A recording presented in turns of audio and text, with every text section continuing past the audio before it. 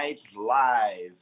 I'm so excited tonight because our guest is someone very special, one of my favorite artists in the world. His name is Donovan Seidle, and he is going to be talking to us live from Calgary, Canada. I'm speaking to you from Sao Paulo, Brazil. He's a great composer, a violinist, one of the concert masters of the Calgary Philharmonic Orchestra, and a really exciting artist. We will be talking a lot about his trajectory, his career, his music. Let's start our show with a wonderful video that Donovan has produced right at the beginning of the pandemic last year.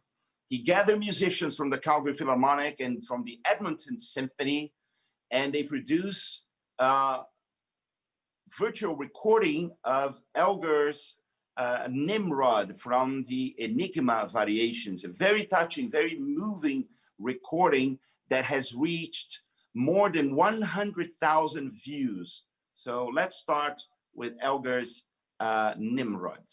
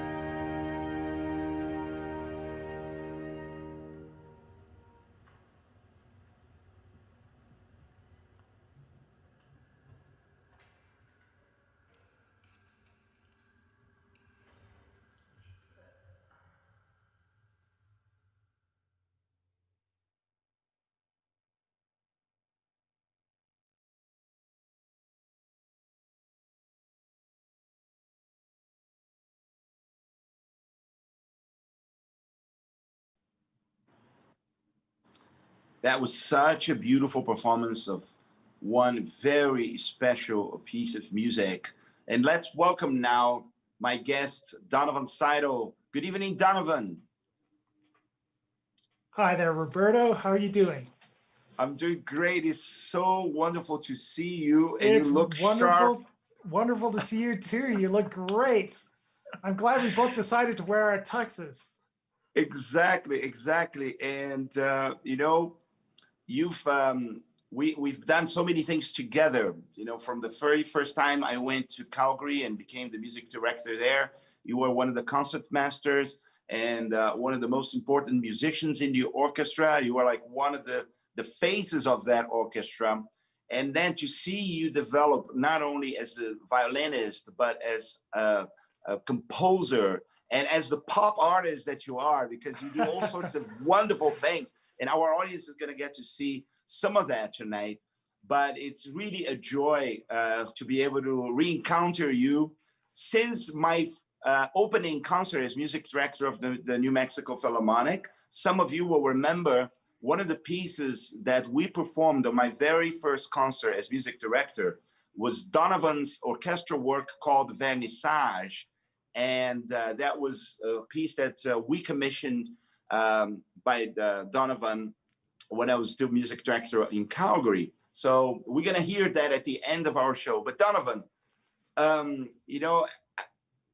I've known you for so many years, but there's still so much I don't know about your career and your story. You were born in Calgary originally, yes? Actually, I was born in Edmonton, so that's about 3 hours north of Calgary. And shortly after, I just couldn't take it up there. So 2 weeks later, I came to Calgary, and then I started growing up in Calgary. So I've spent most of my life here. I did my master's degree in Chicago at Northwestern. And then I won my job as assistant concertmaster here in Calgary. But yeah, my whole upbringing was here, and I learned violin starting at age 5.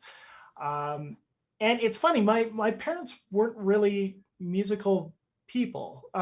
They didn't learn instruments themselves. And so for them to have a son that said, "Hey, I want to do this," for them to trust me, that took a big leap of faith, I'm sure. But sort of the story behind it was that I saw an orchestra on TV, and you see all the different instruments as the cameras zoom in, and I was really drawn to the violins for some reason. They always had the melody. They had these soaring romantic gestures. It was just wonderful, and such graceful gestures and movements. So for some reason that just stuck with me, and I decided that yes, I really wanted to do this. And I begged my parents for a couple months, and then I began my journey, my big musical journey.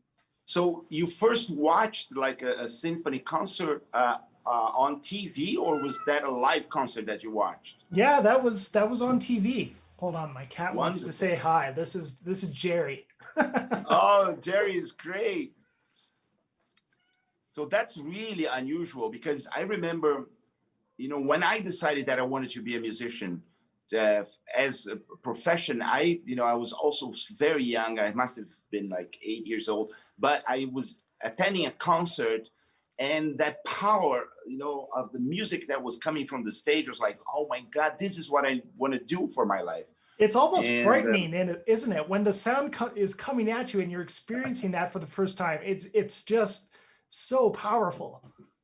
It is overwhelming. So Edmonton and Calgary, I mean, these are two rival cities in the province of Alberta. I mean, starting with the hockey teams, the Oilers and the That's Flames. Right. That rivalry, it's never going to end. Oilers fan? No. Or a fan or a Flames fan? Gotta be a Flames fan. Come on. Okay.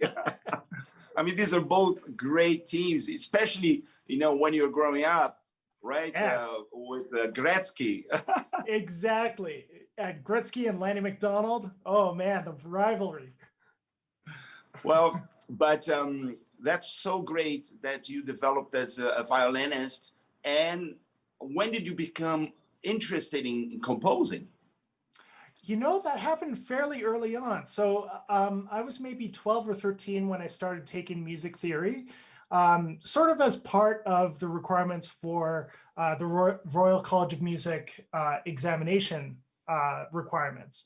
So, you know, you start learning harmony, you start learning counterpoint, and it sort of opens a door into the composition of things. And so I started writing as part of composition classes that were offered at Mount Royal, then college, now university, Mount Royal College.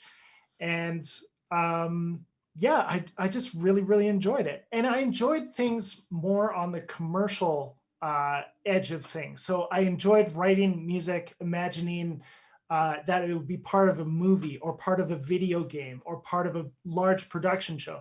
And that's sort of the direction that my career path has led.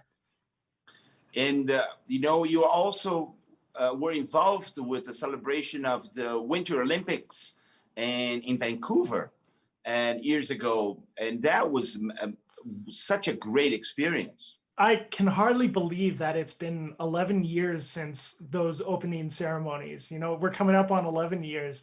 And, you know, I was so pleased to be hired on by, you know, a longtime colleague of mine, David Pierce. He brought me on as his associate music director for the opening and closing ceremonies. So that involves lots of arranging, lots of composing, lots of adapting music to use in those live avenues. And, you know, probably, I think the most shocking thing about the whole Olympic thing was being required to build in contingency plans. Like, what happens if the snowboarder comes down the jump and he actually misses and he fails the jump? We have to be able to like move the music into something else and distract the audience and go over here. Like there was so much interactivity actually so required to be built in to that live show. It was quite something. Oh, that sounds really exciting. But let's start with you as violinist. So the next video we're going to watch is a duo, right? Can you tell us a little bit about this performance? So I just recorded this last month, and this is a collection of sonatas by Heinrich Bieber, who was a wonderful German Baroque composer. He wrote a series of sonatas called the Mystery Sonatas, and each one of them is dedicated to a different stage of the Christian Rosary. So they're either called the Mystery Sonatas or the Rosary Sonatas. This is number 4, and this is the presentation in the temple. So this is a duo between myself and my collaborator, Kat Hammer, who's a wonderful Baroque guitarist. So this is a chaconne. It's in one movement, and I hope you enjoy it. This is Bieber Sonata number 4, the presentation in the temple. Let's watch it.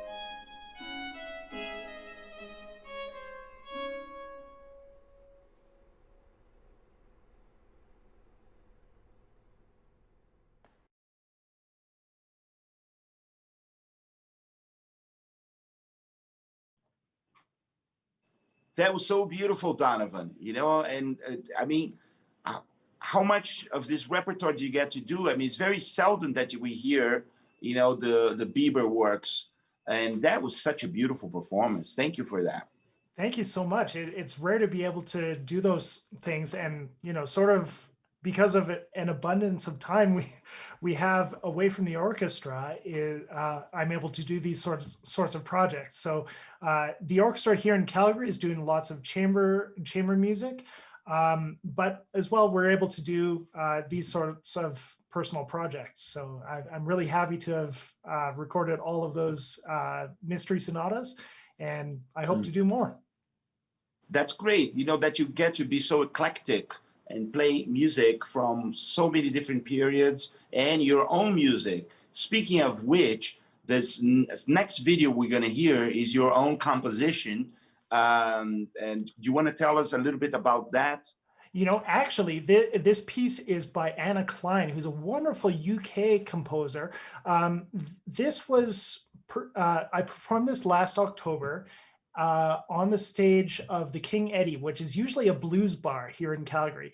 That's right. That's been run by the National Music Center, and they've been putting on a wonderful series where they host brunch in the restaurant, and then they have a stage open to classical musicians, which is fabulous. That's wonderful. Such a great initiative, especially now for these times, right? Absolutely, absolutely. And so it was so different to go from playing music in a recording session for these live streams to being on stage in front of an actual audience. You really feel energy coming back at you, and you must feel that as a conductor when Absolutely. You conduct. The difference between being in a recording session as opposed to being on stage conducting in front of a live audience. There's no question. It's you get so much energy from the audience.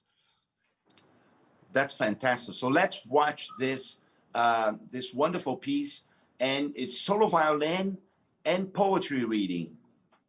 That's right. So the poetry is by the composer's mother, and there's a little bit of signal processing as well on the violin. You'll hear a little bit of reverb, almost as if it's been played in a cathedral or something. Let's watch that.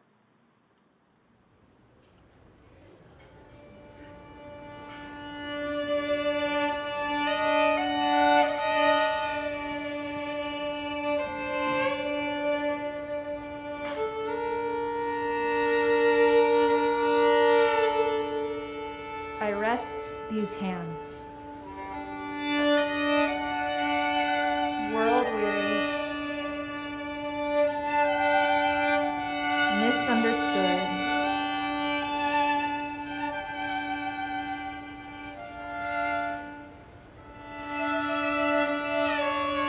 I rest these hands. Toiled weary, long before they should.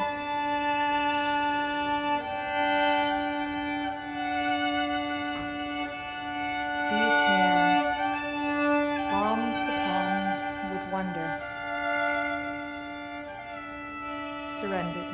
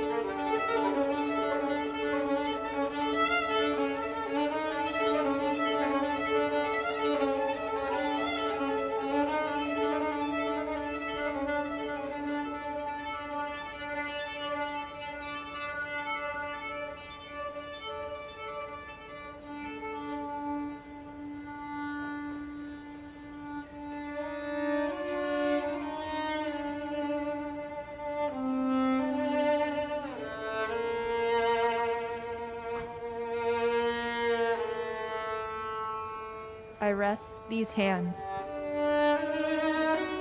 world weary, misunderstood.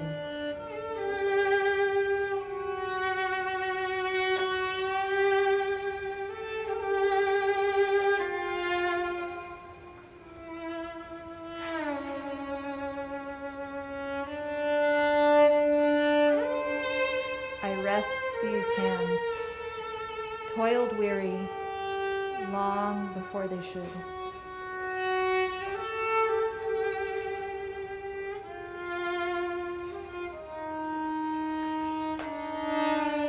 These hands, palm to palm, with wonder.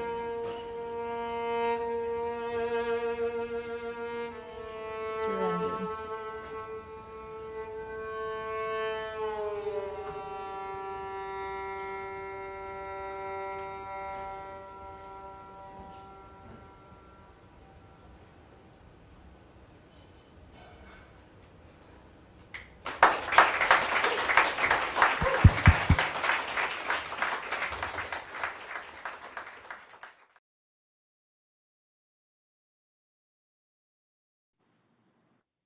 Thank you, Donovan. What a beautiful performance and what beautiful music. You know, it's so fresh because I haven't heard those sonatas before.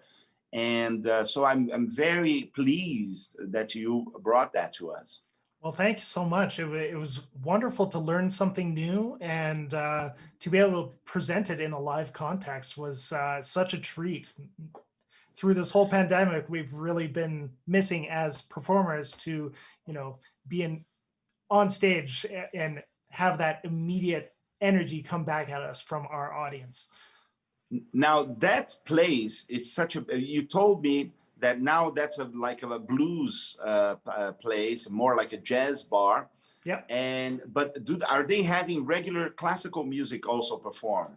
Now they are. So they've received a grant that allows them to sort of expand their operations. And so now they've got, blues and jazz happening in addition to classical music.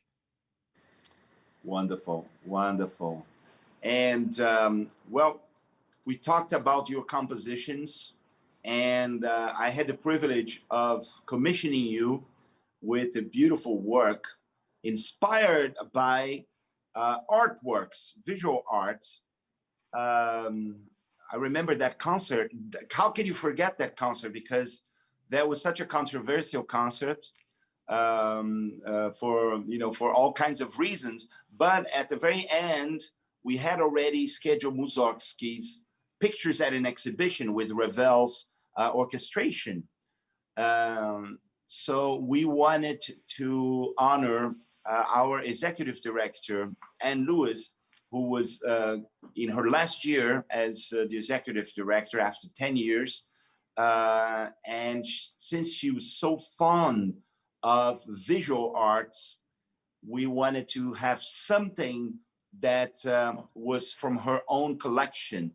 So that was amazing how you chose one painting and one sculpture from her household without her knowing, because that was a complete surprise.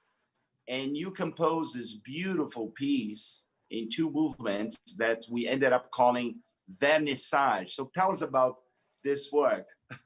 Well, I think on that evening, no one was more surprised than Anne Lewis to be in the audience and to have a commission, because this was all done in secret. We met in secret. I received a selection of artwork from her partner, Tony, to select from. And we had these meetings in secret. We created this piece in secret. We rehearsed it in secret.